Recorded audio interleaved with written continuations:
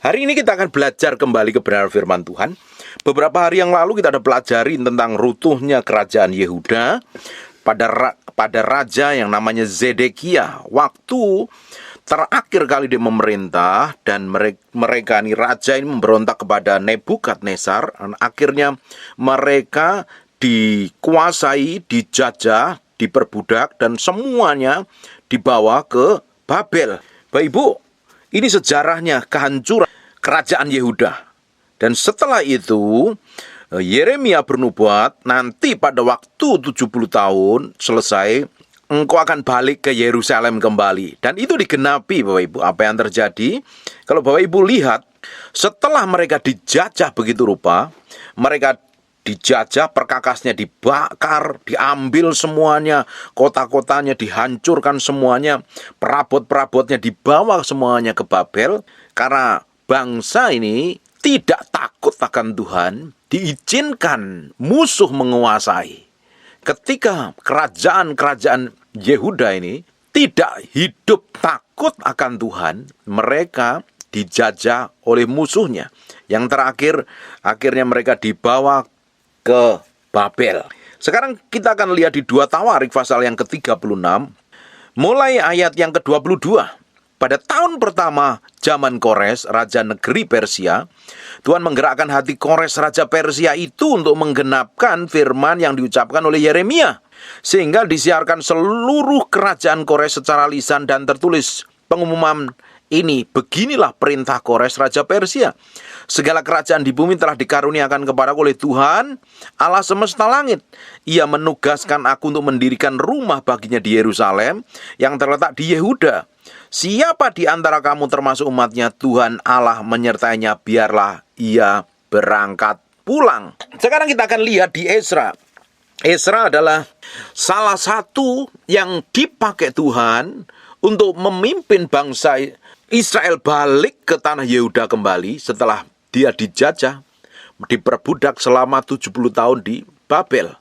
Dan ternyata setelahnya Ezra nanti akan bangkit seperti Nehemia dan lain-lain. Mereka adalah orang-orang yang sejamannya yang dipakai Tuhan akhirnya balik ke Yerusalem. Ezra dipakai Tuhan untuk membangun bait Allah. Dan Nehemia dipakai Tuhan untuk membangun tembok-tembok di Yerusalem. Nanti suatu hari kita akan pelajarin. Sekarang kita buka di Ezra pasal yang pertama. Pada tahun pertama zaman Kores, raja negeri Persia, Tuhan menggerakkan hati Kores, raja Persia itu untuk menggenapkan firman yang diucapkan oleh Yeremia. Sehingga disiarkan di seluruh kerajaan Kores secara lisan dan tulisan pengumuman ini. Bapak Ibu nanti baca seluruh pasal ini, Bapak Ibu akan ngerti apa yang saya sampaikan ini. Bapak Ibu mulai baca di 2 Tawarik, Ezra, Bapak Ibu baca semuanya nanti, Bapak Ibu akan tahu tentang sejarah yang sesungguhnya, tentang apa yang terjadi atas bangsa ini. Ayat yang ke-7, pula Raja Kores menyuruh mengeluarkan perlengkapan rumah Tuhan yang telah diangkut Nebukadnezar dari Yerusalem, dan yang ditaruhnya di dalam kuil Allahnya. Bayangin Bapak Ibu, barang-barang di tabut perjanjian di rumah Allah itu, yang dikuduskan untuk rumah Allah, diambil, dijarah, dibawa ke Babel, dan diangkut oleh Nebukadnezar, ditaruhnya di dalam kuil Allahnya. Ibu nanti baca terus, di pasal yang kedua, itu ada daftar orang-orang yang kembali ke pembuangan. Di ayat yang keduanya, mereka datang bersama Zerubabel, Yesua, Nehemia, ini salah satunya Nehemia, Seraya, Realia, Mordekai, Bilsan, Mispar, dan lain sebagainya.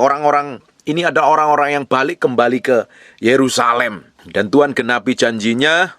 Kita akan lihat di ayat yang ketiga, di pasal yang ketiga. Ketika tiba bulan yang ke-7 setelah orang Israel menetap di kota-kotanya, mereka serentak berkumpul seluruh rakyat di Yerusalem. Maka mulailah Yesua bin Yosadak beserta saudara-saudaranya para imam itu, dan Zerubabel bin Sealtiel beserta saudara-saudaranya membangun mezbah Allah Israel untuk mempersembahkan korban bakaran di atasnya sesuai dengan apa yang tertulis dalam kitab Taurat Musa.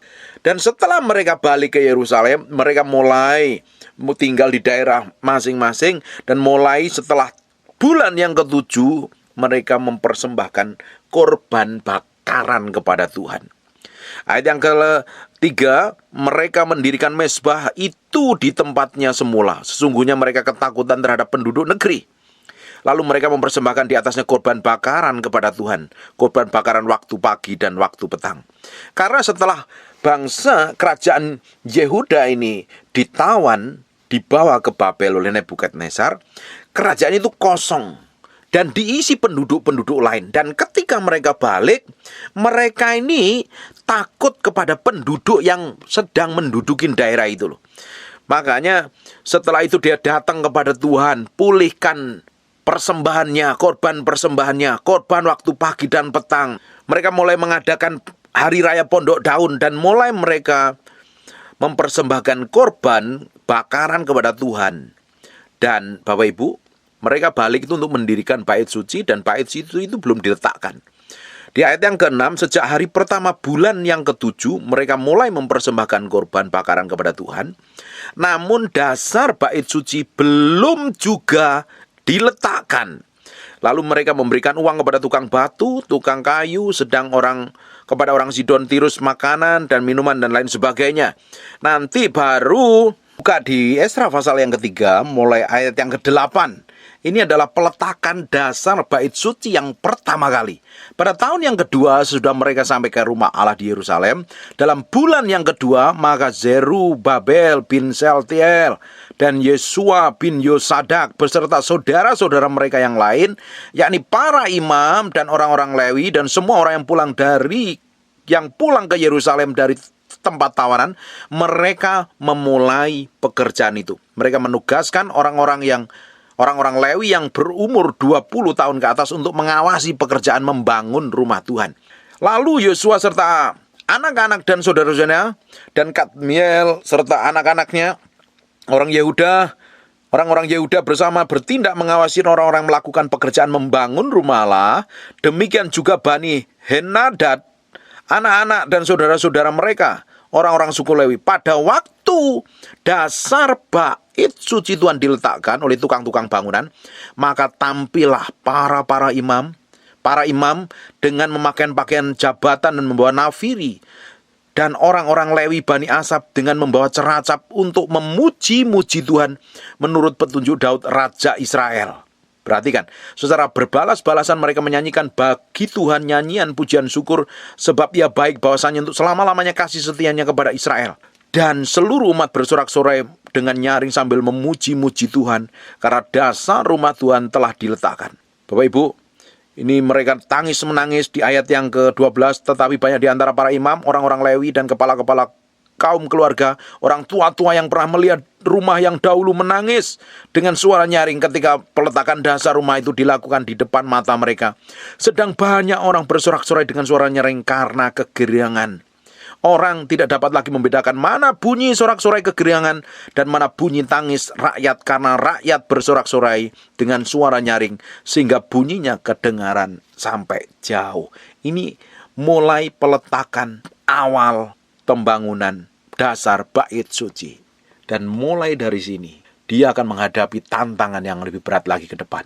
Dan dia ketika mulai meletakkan dasar bait suci, bukti penyertaan Tuhan atas bangsa ini terbukti nyata dan luar biasa ketika mereka mulai mendirikan bait Allah. Dari situlah akan terjadi permulaan pemulihan. Ketika bangsa ini meninggalkan Tuhan, mereka dihabisin bangsa lain. Tapi mereka mencari Tuhan, ingin mendirikan bait suci, di mana Tuhan akan bertahta berkuasa atas seluruh Israel. Akan terjadi pemulihan. Dan di situ pula akan mulainya adanya tantangan. Ketika mereka mulai mau membangun bait suci, terdapat perlawanan oleh orang-orang. Kita akan lihat pasal yang keempat, mulai ayat yang pertama. Ketika lawan orang Yehuda dan Benyamin mendengar bahwa orang-orang yang pulang dari pembuangan itu sedang membangun bait suci bagi Tuhan Allah Israel. Jadi ini yang balik ini adalah orang-orang Yehuda dan Benyamin. Karena kerajaan Yehuda itu terdiri dari dua suku ini, suku Yehuda dan suku Benyamin.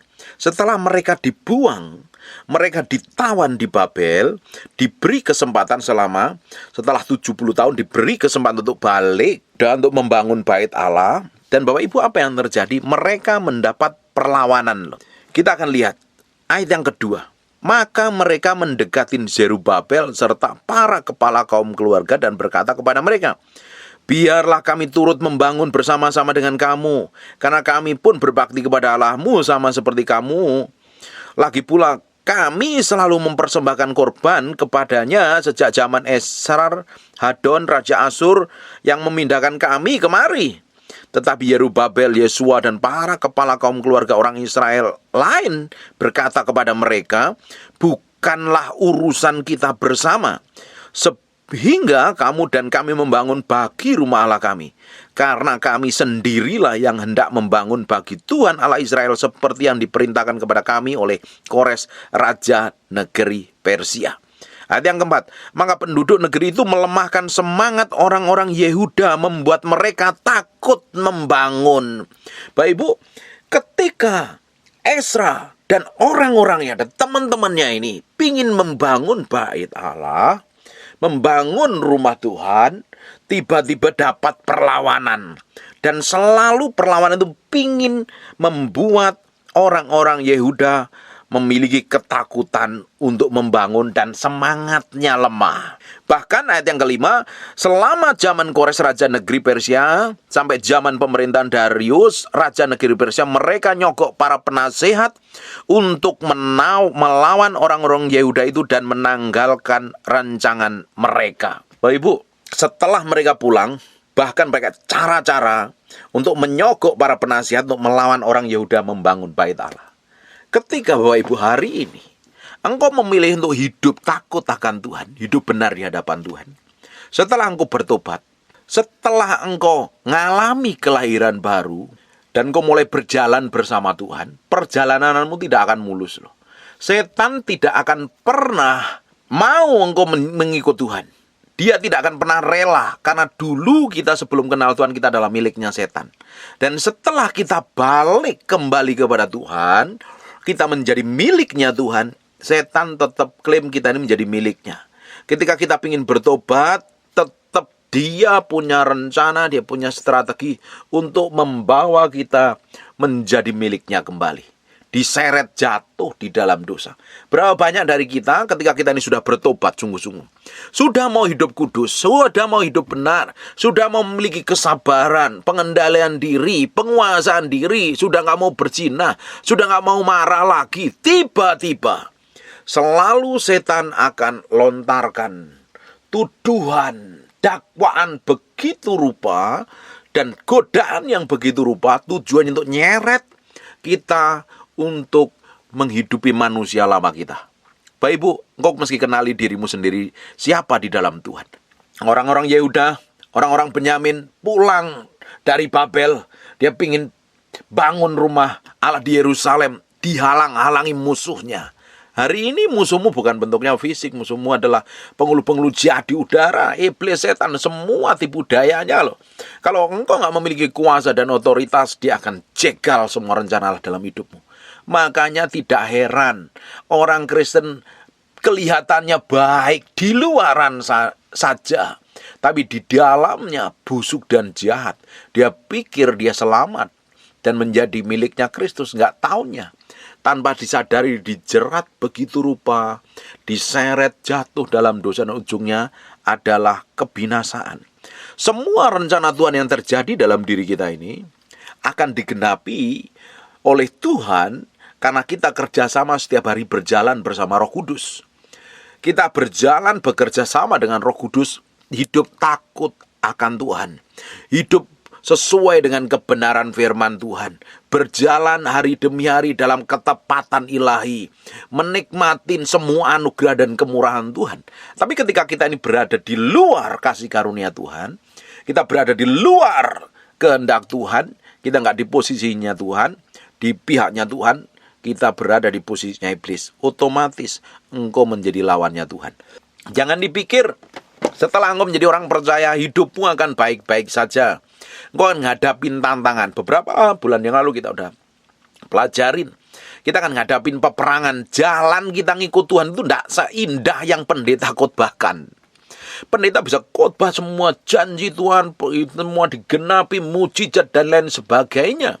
Padahal praktek asli hidupmu setiap hari bersama Roh Kudus akan mengalami namanya perjalanan padang gurun, peremukan, pikul salib, sangkal diri, mati daging, menyerah sepenuhnya di hadapan Tuhan. Kalau kita ini nggak menaklukkan diri kita pada pusat kehendak Tuhan, setan akan taklukkan. Kalau kita ini nggak tunduk sama Tuhan dan menaklukkan diri kita di hadapan Tuhan, setan yang akan menaklukkan.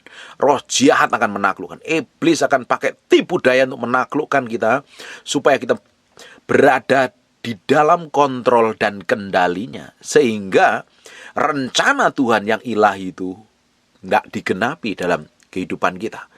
Si Ezra bersama dengan orang-orangnya, jabat-jabatnya, teman-temannya, bersama Nehemia, mereka balik ke Yerusalem, pingin membangun bait Allah. Dan hari ini dirimu adalah bait Allah. Jadi tempat tinggalnya Roh Kudus.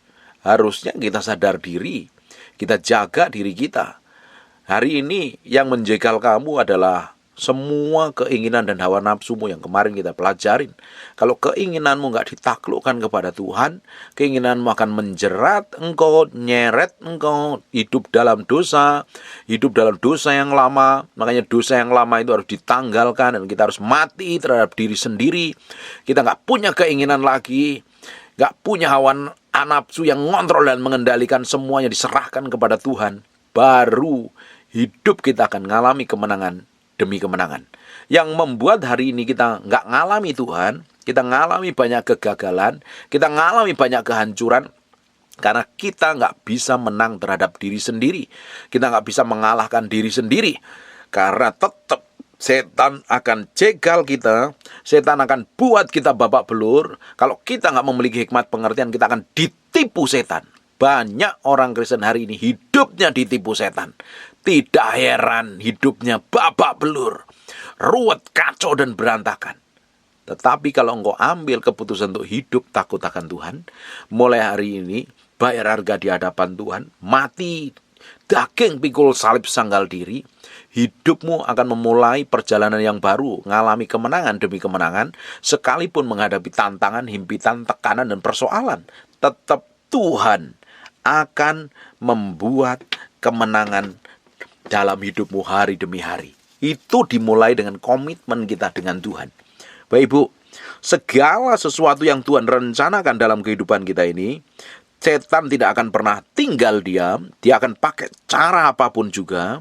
Seperti para musuhnya orang Yehuda dan Benyamin ini, mereka sampai menyuap, menyogok penasihat supaya menggagalkan rancangannya orang Yehuda dan Benyamin untuk membangun bait Allah.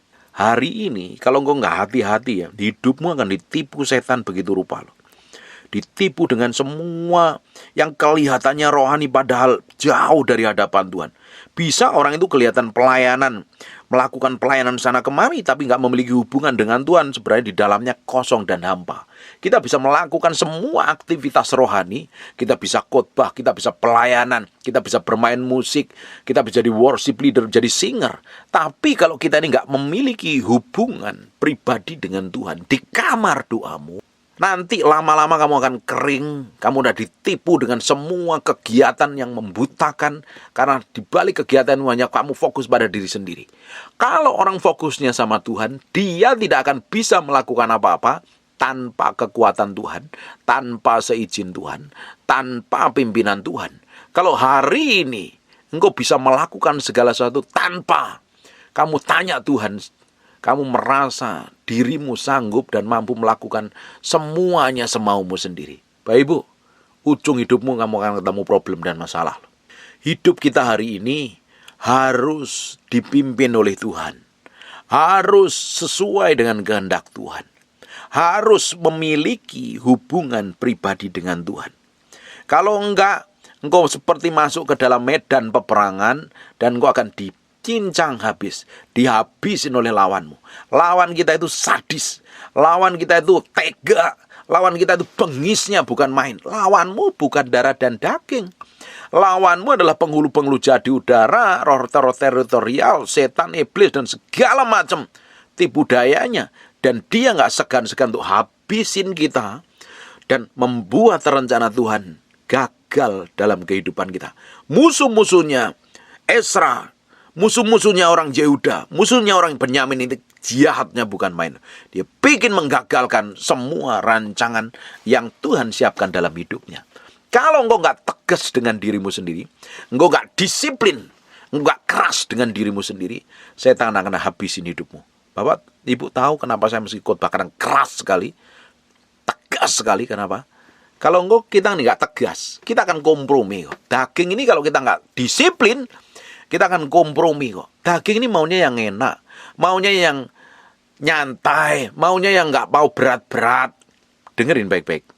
Setan lebih senang sekali, bebannya akan sangat berkurang kalau engkau nggak memiliki disiplin tinggi dengan Tuhan, hidup takut akan Tuhan, hidup benar-benar dalam kesucian dan kekudusan, hidupmu sembarangan, hidupmu sembrono, itu lebih mudah setan untuk menghancurkan hidupmu. Tapi ketika engkau disiplin keras dengan dirimu sendiri, menjaga pikiran, kemauan, kehendakmu, perasaanmu, ditaklukkannya pada pusat kehendak Tuhan, engkau didapati menjadi orang yang kuat, kokoh, teguh, dan dewasa, setan akan babak belur menghadap. Kalau hari ini setan hanya ketawa, terbahak-bahak ngelihat kelakuanmu yang kedagingan, yang dipenuhi hawa nafsu, tetapi kamu rajin ke gereja. Tapi dari perbuatanmu, tindakanmu, seperti nggak jauh beda dengan perbuatan orang dunia, perbuatan orang-orang yang nggak kenal Tuhan. Ya setan akan tertawa, terbahak-bahak. Tetapi kalau engkau kuat, kokoh, teguh di dalam Tuhan, hidup dalam kebenaran, hidup komitmen, hidup disiplin dalam kebenaran, reaksimu benar, sikapmu benar dalam segala tindakan, apapun kamu selalu mengandalkan Tuhan, membangun keintiman dengan Tuhan, setan akan kau bikin babak belur. Makanya hidup kekristenan ini bukan hanya sekedar ibadah. Hidup kekristenan ini, waktu kita mulai mengalami kelahiran baru, mulai hidup kudus, hidup benar, engkau ngasuk medan perang. Engkau sedang memasukin peperangan dan lawanmu sangat pintar, sangat lihai. Tetapi Tuhan yang menjadi panglima perang kita. Dan surga ada di belakang kita. Makanya kita harus memiliki hikmat, pengertian, pengetahuan yang datangnya dari Tuhan. Tapi kalau kamu pakai kekuatanmu sendiri, sedang lawanmu adalah bukan sepadan dengan hidupmu, dengan kekuatanmu, hidupmu akan babak belur, kacau dan berantakan. Berapa banyak dari kita sebagai orang percaya jalani hidup tanpa kekuatan Tuhan. Hancur keluarganya. Hidupnya berantakan. Jangan kan ngurusin keluarga, ngurusin perasaannya aja nggak bisa mengendalikan dengan baik. Ngurusin dirinya aja nggak mampu, sehingga hidupnya kacau, rusak, ngawur, dan berantakan. Kalau itu yang terjadi hari ini, mulai nempel sama Tuhan. Tunduklah kepada Allah dan lawanlah iblis, maka ia akan lari dari hadapanmu. Efesus jelaskan, kita harus mengenakan seluruh perlengkapan senjata Allah. Bagaimana mungkin kita bisa mengenakan seluruh perlengkapan senjata Allah? Nanti baca di Efesus pasal yang ke-6, Bapak Ibu mesti tahu itu. Kalau kekristenanmu nggak mau memakai selengkap senjata Allah, kamu masuk ke medan perang dan dengan badan telanjang, kamu menyerahkan dirimu untuk dihabisin setan begitu rupa. Dan tidak heran, rencana Tuhan gagal dalam hidupmu. Kalau engkau nggak ngerti kebenaran, dengerin baik-baik. Musuhnya, kerjaannya membuat orang Yehuda itu lemah. Membuat orang Yehuda itu ketakutan. Perhatikan ayat yang 4. Maka penduduk negeri itu, ini yang mendudukin Yerusalem setelah Yerusalem ditinggal, orang penduduknya ditawan ke Babel, yang mendudukin orang situ, dia kerjaannya melemahkan semangat. Kalau engkau lemah, hari ini putus asa, stres, bingung, kacau, nggak tahu ngapa-ngapain, waktunya kesempatan terbaik datang kepada Tuhan kok. Justru kita tuh perlu setiap hari datang sama Tuhan. Karena tanpa kekuatan Tuhan, kita nggak bisa berjalan menghadapi dunia yang tambah hari tambah ruwet, nggak jelas ini. Mana ada masa depan yang jelas? Nggak ada kejelasan tentang masa depan kita kalau kita tuh nempelnya sama Tuhan. Karena Tuhan punya rancangan masa depan yang penuh pengharapan. Di luar Tuhan, hidupmu akan babak belur. Setan akan bikin hidupmu kacau, ruwet, dan berantakan. Mulai hari ini, kalau engkau sedang lemah oleh kondisi, situasi, apapun yang kamu hadapi, datang sama Tuhan. Ngomong sama Tuhan, ceritakan sama Tuhan. Mulai selidikin firman Tuhan yang berisi tentang janji Tuhan. Tentang masa depan yang penuh pengharapan. Dengerin baik-baik, Tuhan belum selesai dengan hidup Bapak Ibu. Dan Tuhan belum selesai dengan hidup saya. Kalau hari ini engkau dengar firman, Tuhan belum selesai dengan hidupmu. Kalau engkau hari ini masih sedang lemah, sedang putus asa, sedang stres, nggak tahu jalan keluarnya apa, ngadapin masalah seperti apapun, dengerin baik-baik. Kau dengar firman ini, Tuhan masih punya rencana atas masa depanmu. Jangan menjadi lemah, karena kerjaannya musuh, membuat orang itu menjadi lemah, membuat orang-orang Yehuda menjadi lemah, dan membuat mereka takut, diintimidasi. Bukankah setan selalu kerjaannya menuduh, mendakwa siang dan malam, mengintimidasi kita, membuat kita seakan-akan merasa menjadi orang yang berdosa, tidak layak terus, padahal kita sudah dilayakkan oleh darah Yesus.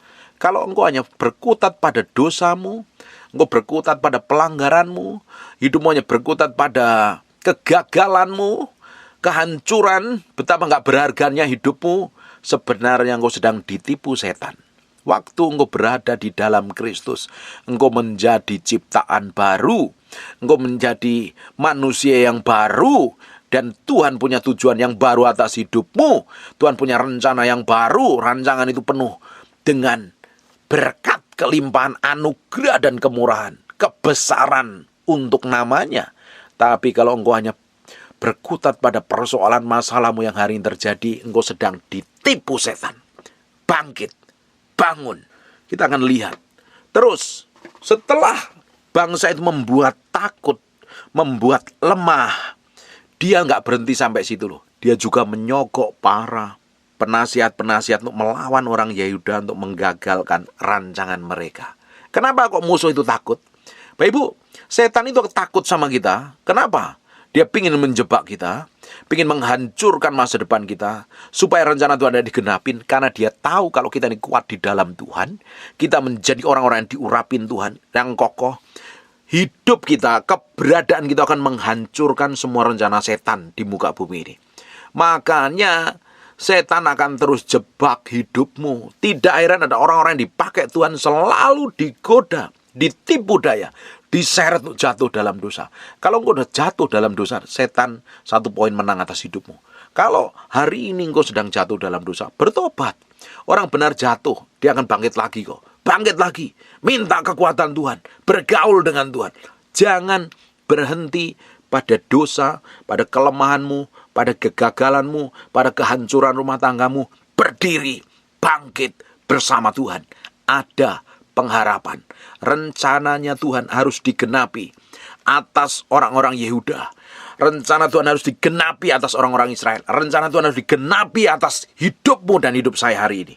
Dimulai dengan berseru sama Tuhan, bertobat, balik sama Tuhan, berserah sepenuhnya sama Tuhan.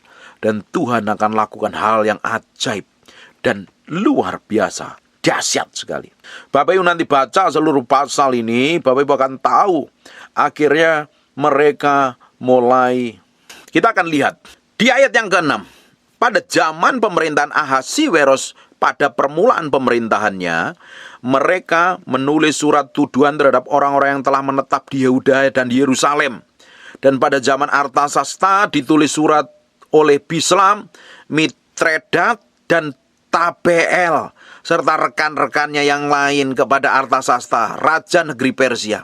Naskah surat itu ditulis dalam bahasa Aram dengan terjemahannya dalam bahasa Aram. Rehum, bupati, dan Samsai, panitera telah menulis surat terhadap Yerusalem kepada Raja Artasasta, yang isinya sebagai berikut. Pada waktu itu, ditulislah surat itu oleh Rehum, bupati, dan Samsai, panitera, serta rekan-rekan mereka yang lain, para hakim dan punggawa dan pegawai-pegawai Persia, orang-orang dari Erek, dari Babel, serta orang-orang dari Susan, yaitu orang-orang Elam. dan bangsa-bangsa lain yang oleh Asnapar yang agung yang mulia itu dipindahkan dan disuruh menetap di kota Samaria dan di daerah yang lain sebelah barat sungai Efrat. Inilah salinan surat yang dikirim kepadanya ke hadapan Raja Artasasta dari hamba-hamba tuanku oleh orang-orang di daerah sebelah barat dan sungai Efrat. Maka kiranya raja maklum bahwa orang-orang Yahudi yang berangkat dari tuanku ke tempat kami telah tiba di Yerusalem.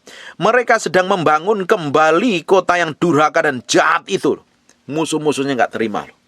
Tetap dia pakai cara dikirim surat kepada raja untuk menggagalkan pembangunan itu. Mereka sedang membangun kembali kota yang durhaka dan jahat itu. Mereka menyelesaikan pembangunan tembok-tembok dan memperbaiki dasarnya. Kiranya raja maklum bahwa jikalau kota itu sudah dibangun tembok-temboknya, sudah selesai, orang tidak lagi membayar pajak, upeti atau bea, sehingga kota itu akhirnya mendatangkan kerugian kepada raja-raja. Ini selalu difitnah, dituduh untuk digagalkan. Setan selalu manifestasinya pakai orang-orang jahat di sekitar hidupmu untuk menggagalkan rencana hidupmu. Saya sudah bahas di khotbah yang lain. Setan, roh jahat, iblis dalam bentuk roh. Dia ingin memanifestasikan pekerjaannya di bumi. Makanya dia butuh merasukin orang-orang untuk melakukan pekerjaannya di muka bumi. Makanya kita meski peka, ngerti kehendak Tuhan, memiliki roh yang tajam membedakan, bergaul dengan Tuhan, sehingga kita bisa membedakan orang ini dipakai Tuhan atau malah dipakai setan. Karena setan akan menjamar seperti malaikat terang. Kalau orang Kristen nggak ngerti, akan ditipu dan digagalkannya. Makanya setiap orang harus dewasa di dalam Tuhan, memiliki hubungan pribadi dengan Tuhan, kenal Tuhan secara pribadi, ngerti firman, dewasa. Kalau engkau dewasa, engkau nggak mudah ditipu. Sampai hari ini, iblis menyamar menjadi malaikat terang. Menyamar, dia menipu daya, dia menggagalkan semua rencana Tuhan. Nah, ini musuh-musuhnya orang Yehuda ini, dia selalu pakai cara apapun juga menipu daya begitu rupa untuk menggagalkan pembangunan bait suci. Kenapa kalau bait suci ini sampai terbangun, orang menyembah Tuhan, di mana Tuhan ditinggikan, di mana Tuhan dimuliakan, dia akan membuat bangsa ini pulih dan dasar. Dia tahu, musuhnya tahu, kalau bait suci ini terbangun, orang-orang Yerusalem akan menyembah Allah Abraham, Ishak dan Yakub, dan otomatis di mana Tuhan ditinggikan, bangsa itu akan mengalami pemulihan. Sejak bangsa Yehuda, bangsa-bangsa Israel nggak balik cari Tuhan, dikuasain musuhnya, dihancurkan musuhnya, ditawan, dikalahkan, dijarah dan lain sebagainya. Bapak Ibu baca seluruh kitab Raja-Raja, 1 Tawarik, 2 Tawarik, semuanya baca. Ketika raja-raja yang hidupnya jahat di mata Tuhan, tidak hidup takut akan Tuhan, mereka digagalkan oleh para musuh loh. Dan dia tahu, musuh ini tahu, kalau bangsa Yehuda dan orang Benyamin ini membangun bait Allah, dia balik sama Tuhan. Tuhan akan pulihkan bangsa ini menjadi bangsa yang powerful dan berkuasa. Setan pun juga tahu, kalau hidupmu dipulihkan, hidupmu takut akan Tuhan, hidupmu benar di hadapan Tuhan, kerajaannya, rencananya setan akan terancam. Makanya sebelum engkau kuat, sebelum engkau dewasa di dalam Tuhan, disesatkan dengan cara apapun juga. Kita meski peka. Kekristenan itu enggak duduk manis di gereja. Kekristenan itu perang setiap hari. Kita pikul salib sangkal diri mati daging, melawan keinginan daging dan hawa nafsumu. Belum lagi menghadapi dengan pengajaran-pengajaran palsu yang enggak benar sebagai kebenaran, yang menyesatkan hidupmu. Makanya banyak orang gak sampai destinasi Tuhan. Dia gugur di tengah jalan karena hidupnya ditipu oleh setan, digagalkan oleh setan. Berapa banyak orang yang sampai garis akhir menggenapi rencana Tuhan? Rata-rata ada. Kita lihat aja, Banyak hamba Tuhan yang hebat luar biasa, tiba-tiba jatuh di tengah jalan. Kenapa? Setan tidak akan pernah tinggal diam. Iblis tidak akan pernah tinggal diam. Dia akan terus nyeret orang-orang yang sedang berjalan dalam posisi kehendaknya, diseret untuk jatuh di dalam dosa. Dia tahu persis dia akan terancam kalau orang-orang ini tetap kokoh dan kuat di hadapan Tuhan. Kita akan lihat ayat yang ke-14 sekarang. Oleh karena kami mempunyai hubungan dengan raja, dan tidak patut bagi kami melihat raja kena cela. Ini pakai tipu daya yang jahat sekali, menghasut. Maka oleh sebab itu kami menyuruh orang memberitahukan hal itu kepada raja, supaya diadakan penyelidikan dalam kitab riwayat nenek moyang tuanku. Di dalam kitab riwayat itu tuanku akan mendapati dan mengetahui bahwa kota itu durhaka, yang selalu mendatangkan kerugian kepada raja-raja dan daerah-daerah, dan bahwa yang orang selalu mengadakan pemberontakan di dalamnya sejak zaman dahulu. Itulah sebabnya maka kota itu dibinasakan.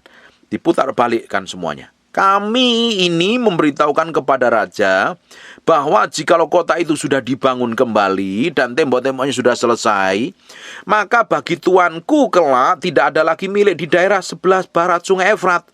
Maka raja mengirim surat jawaban ini kepada Rehum, bupati, dan Simsai, panitera, serta rekan-rekan mereka yang lain yang tinggal di Samaria dan di daerah yang lain seberang sungai Efrat. Salam. Maka sekarang surat yang kamu kirim kepada kami telah dibacakan kepadaku dengan jelas. Lalu atas perintahku telah diadakan penyelidikan dan didapati bahwa kota itu sejak zaman dahulu selalu bangkit melawan raja-raja, bahwa penduduknya selalu mendurhaka dan memberontak. Lagi pula dahulu ada raja yang berkuasa atas Yerusalem, yang memerintah seluruh daerah sungai Efrat, dan kepada mereka dibayarlah pajak upeti dan bea. Oleh sebab itu keluarkanlah perintah untuk menghentikan. Akhirnya apa? Digagalkan. Tetap pingin digagalkan, supaya kota itu jangan dibangun kembali sebelum aku mengeluarkan perintah. Dan ingatlah baik-baik, supaya jangan kamu perbuat suatu kelalaian dalam perkara ini. Apakah gunanya kerusakan yang menjadi kerugian raja-raja itu bertambah besar?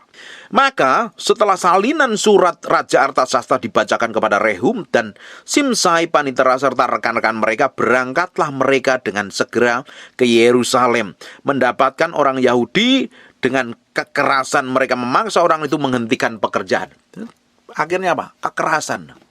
Setan tidak akan pernah tinggal diam dengan hidupmu, Bapak Ibu.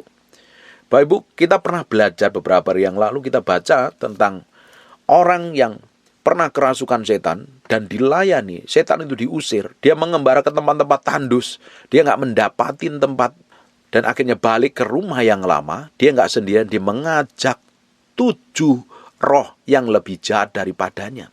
Dia tetap klaim bahwa itu miliknya. Bapak Ibu, engkau hari ini menjadi miliknya Kristus. Hari ini engkau menjadi orang yang sudah dilahirkan kembali.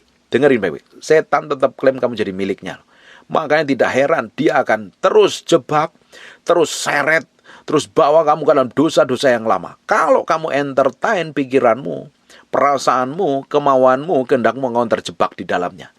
Dan hari ini, dia pun juga tetap lakukan yang sama atas kehidupan kita. Kalau kita ini bergaul dengan Tuhan, kita hubungan kita benar dengan Tuhan, kita ngerti kebenaran firman Tuhan, kita semakin peka. Wow, ini rencana setan. Ini yang akan menjebak hidupmu dalam dosa. Kalau sudah seperti itu, lawan dan mulai komitmen hidup benar di hadapan Tuhan. Kalau tidak, setan akan terus menjegal hidupmu supaya rencana Tuhan tidak terjadi dalam kehidupanmu. Perhatikan 24. Pada waktu itu terhentilah pekerjaan membangun rumah Allah yang di Yerusalem, dan tetap terhenti sampai tahun yang kedua zaman pemerintahan Darius, Raja Persia. Kita akan lihat di pasal yang ke-5. Kita akan lihat di pasal yang ke-5. Tetap kalau Tuhan punya rencana, dia akan genapi rencana itu. Tuhan tidak akan pernah nyerah dengan kita loh. Tuhan tidak pernah nyerah dengan orang Israel. Tuhan tidak pernah nyerah dengan orang yang ingin memiliki kerinduan membangun bait Allah kembali. Tuhan juga tidak pernah menyerah dengan hidupmu. Engkau hari ini jatuh berkali-kali. Kau sudah berusaha hidup benar, jatuh lagi. Pinginnya nggak sakit hati, nggak jengkel, kok terjebak, pingin marah. maunya nggak berzina, terjebak untuk melakukan perzinahan dan lain sebagainya. Hari ini mulai bangkit dan komitmen. Jangan mau lagi ditipu setan. Tuhan belum selesai dengan hidupmu. Tuhan masih punya rencana besar. Sejahat apapun kamu, seputus asa apapun hidupmu, sehancur apapun hidupmu, gak seberharga apapun hidupmu, dengerin baik-baik, Tuhan belum pernah menyerah atas hidupmu.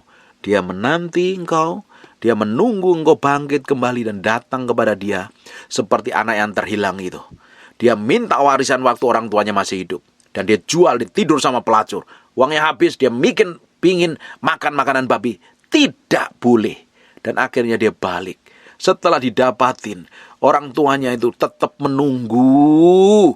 Kapan anakku ini yang terhilang ini pulang? Kapan anakku itu pulang? Ketika dilihat dari jauh, bapaknya datang lari memeluk dia. Hari ini kau punya komitmen untuk bertobat saja.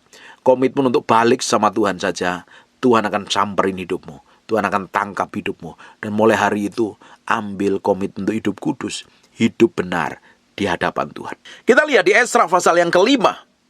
Tetapi, ayat pertama, Nabi Hagai dan Zakaria bin Ido, kedua nabi itu bernubuat terhadap orang-orang Yahudi yang tinggal di Yehuda dan di Yerusalem dalam nama Allah Israel yang menyertai mereka. Bapak Ibu ya, dalam kondisi berat kayak apapun juga, kondisi tertekan sama apapun, kondisi nggak ada pengharapan apa, Tuhan selalu kirim nabinya untuk ngomong sama orang Israel. Dalam kondisi hidupmu kacau, kondisimu hidupmu gak ada pengharapan, udah stres babak belur, rasanya pengen mengakhiri hidup saja, udah putus asa, tiba-tiba kau dengar firman. Artinya Tuhan masih peduli dengan hidupmu. Dalam kondisi apapun Tuhan itu selalu perhatikan dengan caranya yang ajaib yang gak seperti kamu harapkan. Kamu Bapak Ibu dengerin firman yang saya sampaikan hari ini, tiba-tiba kau dibangkitkan. Tuhan ngomong nih lewat khotbah ini pada hidupmu. Tuhan peduli, Tuhan perhatikan hidupmu. Hari ini bangkit, balik sama Tuhan. Tuhan belum selesai. Dan Tuhan tidak menyerah dengan hidupmu. Rencananya akan digenapi. Dan rencana atas pembangunan bait Allah di Yerusalem juga akan digenapi. Makanya Tuhan bangkitkan Nabi Hagai dan Nabi Zakaria untuk bernubuat terhadap orang-orang Yahudi. Kita akan lihat. Bangkit kembali. Kita akan lihat. Ayat yang kedua. Pada waktu itu mulailah Zerubabel bin Shealtiel dan Yesua bin Yosadak membangun rumah Allah yang di Yerusalem. Mereka didampingi dan dibantu oleh nabi Allah. Powerful kan? Mereka mulai membangun rumah Allah yang ada di Yerusalem, didampingin para nabi-nabi. Hari ini hidupmu sedang hancur, putus asa, bangkit kembali. Cari pendeta. Bapak Ibu bisa DM saya, Bapak Ibu pesan messenger saya, pasti saya jawab kok. Pasti saya balas kok. Kalau engkau sedang putus asa, cari Tuhan. Butuh mentor, temuin gembalamu, temuin pendetamu. Bangkit, jalan sama Tuhan. Dampingin. Engkau tetap disertain Tuhan. Dikirim orang-orang tertentu di sekitar hidupmu yang secara rohani membimbing hidupmu untuk hidup takut akan Tuhan, supaya rencana Allah itu digenapi. Makanya jangan gampang stres. Makanya jangan gampang putus asa. Makanya jangan gampang bingung, kacau. Cari Tuhan. Tuhan buktikan sampai hari ini. Tuhan menyertai hidupmu dengan caranya yang ajaib, yang kamu gak harapkan. Kalau engkau masih dikirim firman, dikirim hamba Tuhan untuk ngomong sama hidupmu, itu bukti loh Tuhan ngomong. Tuhan belum kelar dengan hidupmu. Dia masih ingin melihat rencananya digenapi. Akhirnya mereka mulai membangun rumah Allah yang ada di Yerusalem. Tidak hanya sendiri, didampingi oleh nabi-nabi Tuhan. Hidupmu hari ini sendirian. Engkau gak sendirian. Ada Roh Kudus yang mendampingi hidupmu. Dia tidak hanya mendampingi hidupmu, tidak hanya bersertamu, dia tinggal di dalammu. Dia tidak hanya tinggal di dalammu, dia di atasmu, artinya memberikan kuasa dan otoritas. Engkau tidak pernah sendiri. Setan yang buat kamu merasa sendiri, merasa merana, merasa gak dikasih, merasa ditinggalkan. Tetapi Tuhan tidak pernah meninggalkan hidupmu sedetik pun juga. Dia Allah yang akan memulai dan Dia akan menyelesaikan sampai garis akhirnya. Itu loh hebatnya Tuhan kita. Ayat yang ketiga, tetapi pada waktu itu juga datanglah kepada mereka Tatnai, bupati daerah sebelah barat sungai Efrat, bersama-sama dengan Syetar-Bosnai dan rekan-rekan mereka. Dan beginilah katanya kepada mereka, siapakah yang memberi perintah kepada untuk membangun rumah ini? Untuk menyelesaikan tembok ini? Ya tetap aja cari alasan. Setan itu selalu cari alasan untuk menggagalkan rencana Tuhan dalam hidupmu. Kalau engkau nggak peka, engkau akan ditipu dia loh. Lalu katanya pula kepada mereka, siapakah nama-nama orang yang mendirikan bangunan ini? Tetapi mata Allah mengamati para tua-tua Yahudi. Perhatikan, Tuhan juga mengamati hidupmu. Tuhan melihat hidupmu sampai kedalaman batinmu. Engkau tidak ditinggalkan sendiri seperti orang-orang Yahudi ini diamat-amatin. Tetapi mata Allah mengamati para tua-tua orang Yahudi sehingga mereka tidak dipaksa berhenti oleh orang-orang itu sampai ada berita diterima oleh Darius. Dan kemudian dikirim kembali surat jawaban mengenai hal itu.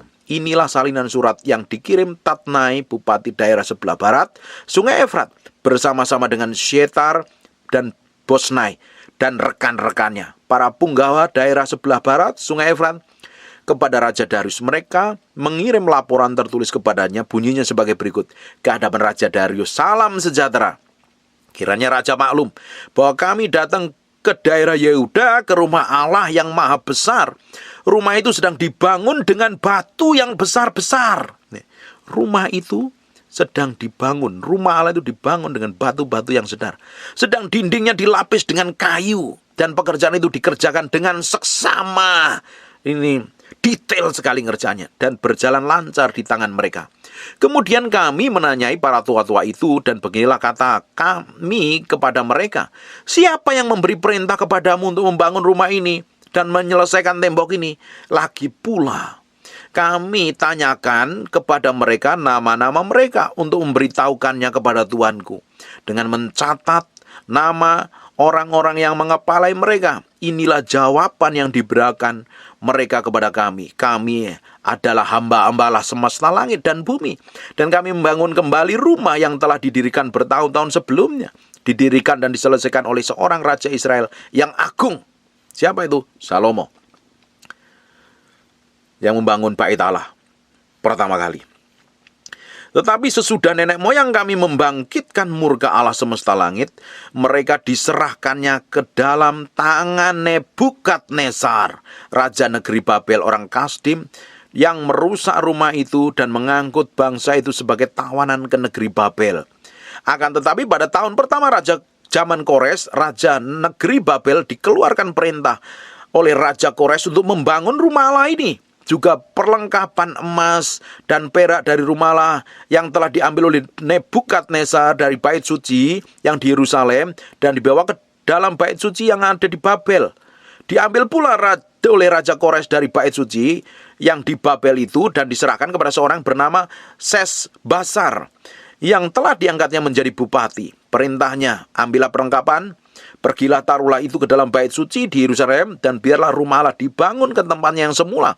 Kemudian datanglah Sesbasar meletakkan dasar rumah Allah yang ada di Yerusalem dan sejak itu sampai sekarang dikerjakanlah pembangunannya, hanya belum selesai. Oleh sebab itu dianggap baik oleh raja, maka hendaklah diadakan penyelidikan di dalam gedung perbendaharaan raja di sana di Babel. Apakah pernah dikeluarkan perintah oleh Raja Kores untuk membangun kembali rumah Allah di Yerusalem?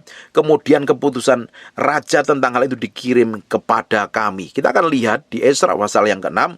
Sudah itu atas perintah Raja Darius diadakan penyelidikan di perbendaharaan di Babel. Di tempat naskah-naskah disimpan. Kemudian di Ahemata, benteng yang di provinsi Media, didapati sebuah gulungan yang isinya sebagai berikut. Piagam pada tahun pertama zaman Kores dikeluarkan perintah mengenai rumah Allah di Yerusalem. Rumah itu haruslah dibangun kembali sebagai tempat mempersembahkan korban sembelihan dan korban api-apian. Haruslah tingginya namasta sampai detailnya Bapak Ibu nanti baca akhirnya di ayat yang ke-7 Kita akan lihat ayat yang ke-6. Oleh sebab itu, hai Tatnai, bupati daerah seberang sungai Efrat, Syetar-Bosnai serta rekan-rekanmu para punggawa, daerah seberang sungai, hendaklah kamu menjauhkan diri dari sana. Kalau Tuhan punya rencana, Tuhan akan genapi. Makanya ditemukan di surat itu, perjanjian itu. Sekali Tuhan bikin perjanjian dengan hidupmu, Dia tidak akan pernah batalkan. Dan perjanjian itu oleh darah Yesus. Kecuali engkau sendiri yang membatalkannya, memilih mengikut setan. Makanya rencana Tuhan bisa batal dalam hidupmu. Bapak Ibu, apa yang terjadi? Akhirnya kita akan lihat di ayat yang ke-11. Selanjutnya telah dikeluarkan perintah olehku supaya orang yang melanggar keputusan ini akan dicabut sebatang tiang dari rumahnya, untuk menyulakannya pada ujung tiang itu, dan supaya rumahnya dijadikan reruntuhan oleh karena hal itu. Akhirnya Tuhan sendiri yang bela loh. Kalau kita ini hidup benar di hadapan Tuhan ya, Tuhan yang menjadi pembelamu. Akhirnya apa, Bapak Ibu? Bangsa Israel dibela Tuhan karena ternyata ada surat perjanjian. Yang perjanjian itu tidak bisa dibatalkan. Kalau engkau hidupmu benar di hadapan Tuhan hari ini, kau jaga hatimu, jaga pikiranmu, jaga perasaanmu. Kau belajar komitmen hidup takut akan Tuhan. Perjanjian Tuhan atas hidupmu tidak akan pernah dibatalkan. Dia akan proteksi, Dia akan jagain, Dia akan lindungin, Dia akan berkati. Bahkan kita menikmatin perjanjian Abraham, kita sebagai pengikut Kristus yang hidup di dalam Kristus, kita akan mewarisin perjanjian Allah dengan Abraham itu loh. Makanya kita harus ngerti firman supaya hidupmu nggak ditipu setan. Bayangkan kalau engkau nggak tahu bahwa engkau ini adalah orang perjanjian yang ditebus oleh darah Yesus, hidupmu tetap kacau, rusak, ngawur, kamu nggak ngormatin Tuhan. Ya setan seneng. Setan nggak akan pernah nyentuh kita. Setan nggak bisa jamah kita sampai kita buka celah loh. Kalau kita buka celah, kita memberi diri sepenuhnya digagain setan, dikuasain iblis.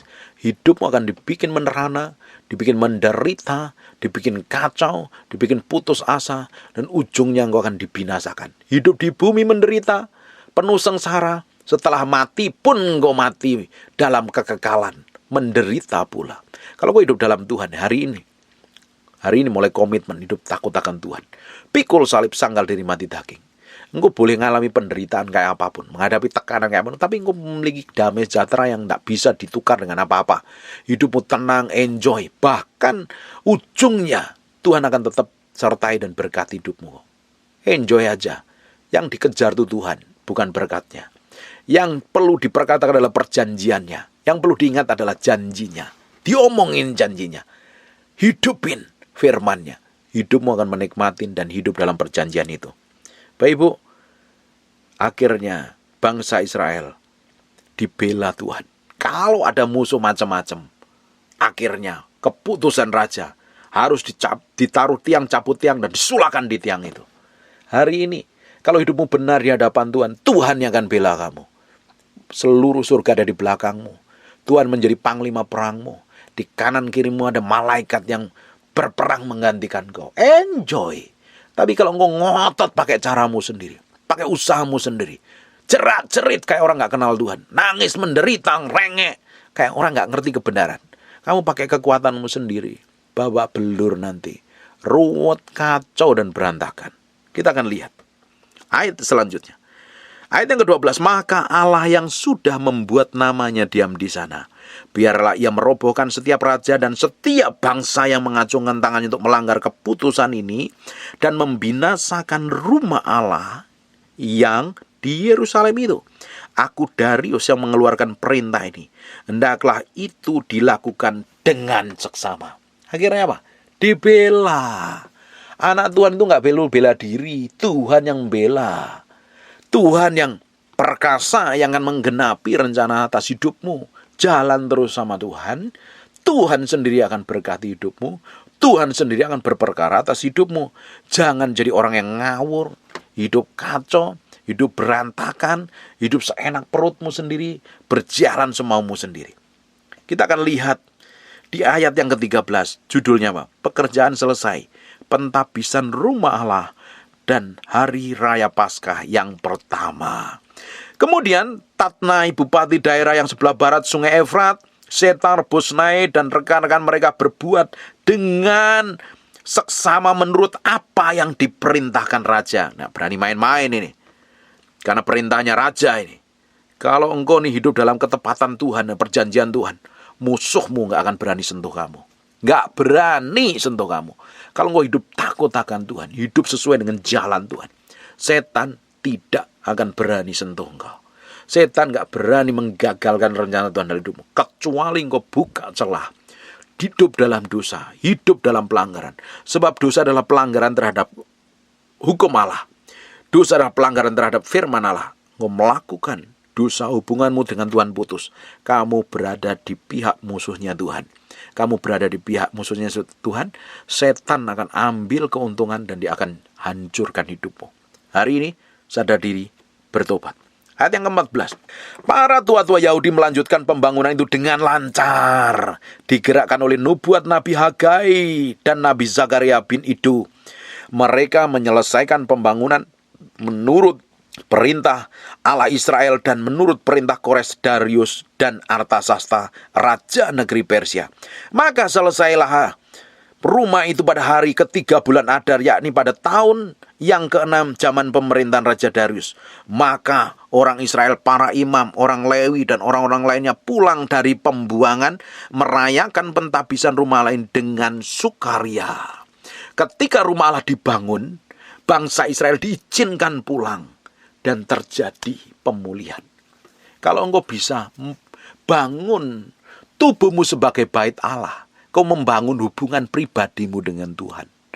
Kau memiliki hubungan yang dalam dengan Tuhan. Hidupmu pasti berubah, kelakuanmu pasti berubah, masa depanmu pasti berubah, pelayananmu pasti berubah, keluargamu pasti berubah. Ketika bangsa Israel meninggalkan Tuhan, berbuat jahat di hadapan Tuhan, tidak menyembah Allah Abraham, Ishak, dan Yakub, mereka dibawa ke dalam pembuangan, dijadikan budak. Tapi ketika mulai membangun bait Allah, dipulihkan, orang-orang tadi mulai balik dari pembuangan. Perhatikan ya, ayat yang ke-16. Maka orang Israel, para imam, orang-orang Lewi, dan orang-orang lain yang pulang dari pembuangan merayakan pentabisan rumah Allah ini dengan sukaria. Untuk pentabisan rumah ini mereka mempersembahkan lembu jantan 100 ekor, domba jantan 200 ekor, anak domba 400 ekor, juga kambing jantan sebagai korban penghapus dosa bagi seluruh orang Israel, 12 ekor menurut bilangan suku Israel. Perhatikan, mereka juga menempatkan para imam pada golongan-golongannya dan orang lain pada rombongan-rombongannya untuk melakukan ibadah kepada Allah dan diam di Yerusalem. Pulihkan hubungannya dengan Tuhan sesuai dengan apa yang tertulis, yang ada tertulis dalam kitab Musa. Pada tanggal 14 bulan pertama, mereka yang pulang dari pembuangan merayakan Paskah. Balik dari pembuangan. Karena para imam dan orang-orang lain bersama mentahirkan diri, sehingga tahirlah mereka sekalian. Demikian mereka menyembelih anak domba Paskah. Mereka melakukan Paskah, dan luar biasa mereka bangsa ini dipulihkan Tuhan. Orang-orang Israel pulang dari pembuangan, memakannya, dan demikian juga setiap orang yang memisahkan diri dari kenajisan bangsa-bangsa negeri itu lalu menggabungkan diri kepada mereka untuk berbakti kepada Tuhan Allah Israel. Lagi pula mereka merayakan hari raya roti tidak beragi dengan sukacita 7 hari lamanya, karena Tuhan telah membuat mereka bersukacita. Ia telah memalingkan hati raja negeri Asyur kepada mereka, sehingga raja membantu mereka dalam pekerjaan membangun rumah Allah, yakni Allah Israel. Powerful nggak? Luar biasa nggak? Dipulihkan. Ketika hubungan kita dengan Tuhan pulih, semua masalahmu pulih. Karena yang menjadi sumber kita itu Tuhan. Yang menjadi kekuatan kita itu Tuhan, bukan yang lain. Tuhan sebagai kekuatan sumber yang utama dalam hidup kita, bukan yang lain. Makanya pulih dulu hubunganmu dengan Tuhan. Bangun dulu baitmu. Makanya saya sering ngomong kan, bangun hubungan intim dengan Tuhan di kamar doamu. Ini penting, ini dasarnya. Kalau kekristenanmu gak memiliki hubungan dengan Tuhan di kamar doamu, kamu bisa rajin ibadah, kamu bisa pelayanan, kamu bisa jadi anggota gereja, jadi apapun lah, memiliki jabatan di gereja, tapi kelakuanmu tetap seperti setan. Tapi kalau kamu memiliki hubungan pribadi dengan Tuhan, hubunganmu dengan Tuhan pulih, hubunganmu dengan sesama pulih, hidupmu jadi berkat, mencerminkan kemuliaan Tuhan. Amin. Saya berdoa, ini pelajaran yang lumayan panjang. Nanti besok kita akan lanjutkan kembali, karena masih banyak sekali. Nanti kita akan baca terus, kita pelajari kitab Esra, dan kita akan pelajarin juga Nehemia kelanjutannya. Sekarang tutup matamu, tutup Alkitabmu, kita berdoa. Bahwa terima kasih buat firman untuk kemuliaan namamu, dan kami atrikan dengan darah anak domba Allah, terpad dalam loh batin kami. Tuhan berkati setiap orang yang mendengar, diberikan hikmat, pengertian, dan pengetahuan. Mereka dipulihkan Tuhan, dan mulai mereka bertobat, membangun hubungan intim dengan Tuhan. Kamu berdoa untuk setiap orang yang rajin mendengar firman-Mu ini, hatinya dilembutkan, terus berubah, bertobat. Kami percaya Engkau sendiri belum selesai dengan hidup kami. Kau punya rencana yang besar, tujuan besar dalam hidup kami. Kami kembalikan untuk hormat kemuliaan bagi-Mu, Raja Allah yang penuh kemuliaan. Dalam nama Yesus Kristus, aku berdoa dan mengucap syukur, biar anugerah dan kemurahan Tuhan melimpah-limpah atas hidup kami. Aku berdoa untuk orang-orang yang sakit dan mengalami kelemahan tubuh, oleh bilur Yesus, oleh darah Yesus, jadilah engkau tahir, jadilah engkau sehat, jadilah engkau sembuh. Terima kasih Tuhan. Kami percaya pemulihan sedang digenapi atas hidup kami. Dalam segala hidup kami mencerminkan kemuliaan Tuhan. Dalam nama Yesus, bagi-Mu hormat, pujian, pengagungan buat Raja kami yang mulia. Dalam nama Yesus, haleluya, amin, and God bless you.